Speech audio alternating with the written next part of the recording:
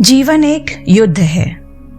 चिकित्सक बीमारी से लड़ते हैं, वकील अन्याय से लड़ते हैं, शिक्षक अज्ञान से लड़ते हैं। निराशा तब आती है जब आप लड़ने की इच्छा को खो बैठते हैं। महाभारत के युद्ध में अर्जुन निराश था। वो लड़ना कतई नहीं चाहता था।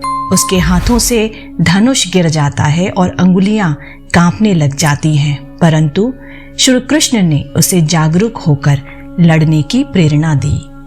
लड़ने का निश्चय निराशा को दूर कर सकता है। मृत्यु हमें जीवन की वास्तविकता के संपर्क में लाती है।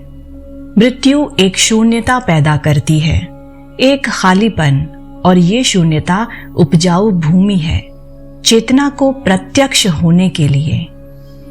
सभी प्रतिभाएं, खोज और सृजनात्मकता शून्यता से ही उभरते हैं। सृष्टि की प्रवृत्ति ही है वापस शून्यता में आने की। सभी धर्मों में पूजा स्थान शमशानों या मरघटों से जुड़े होते हैं, क्योंकि केवल मृत्यु के प्रति सजगता ही वैराग्य ला सकती है, हमें ज्ञान में स्थित कर सकती है। भारतीय पुराणों के अनुसार शिव का वास कैलाश पर्वत है और साथ ही शमशान भूमि भी। कैलाश का अर्थ है जहां केवल उत्सव हो और शमशान का अर्थ है जहां केवल शून्य हो। तो दिव्यता शून्यता में भी है और उत्सव में भी है।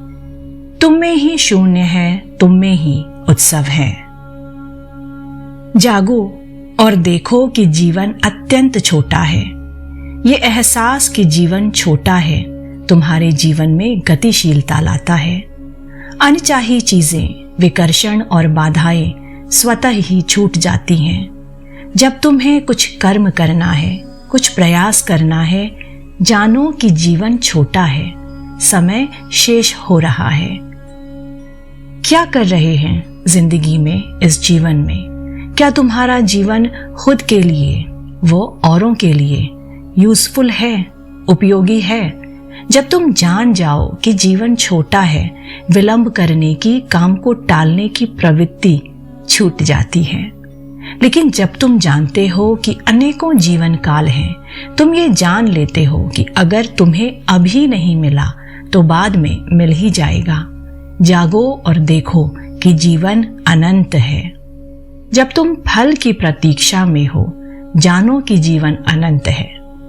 जहां आशा की बात हो, जानो कि अनेक जीवन काल हैं। अज्ञानी व्यक्ति इसका विपरीत करता है। फल को शीघ्र पाने की लालसा में वो अधीर और कुंठित हो जाता है। परंतु जब तुम जानते हो कि जीवन अनंत है, अधीरता स्वतः चली जाती है।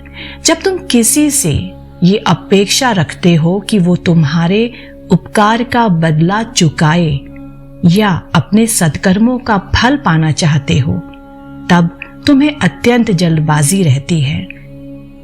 फल की प्रतीक्षा प्रायः तुम्हें कुंठित कर देती है। जल्दबाजी होने पर तुम आनंद ही नहीं ले पाते। जानो कि जीवन अनंत है। यदि कोई तुम्हें धन्यवाद ना दे या तुम्हारा लाभ उठाता है, उसे धन्यवाद दो, क्योंकि बाद में वो तुम्हें ब्याज के साथ लौटाएगा। किसी को ये खेद नहीं होना चाहिए कि उनकी प्रशंसा नहीं हुई या उनका लाभ उठाया गया, उन्हें यूज किया गया। जब बात आती है अपने सत्कर्मों के फल का लाभ उठाने की, आशीर्वाद की, तब जानो कि जीवन अनंत है।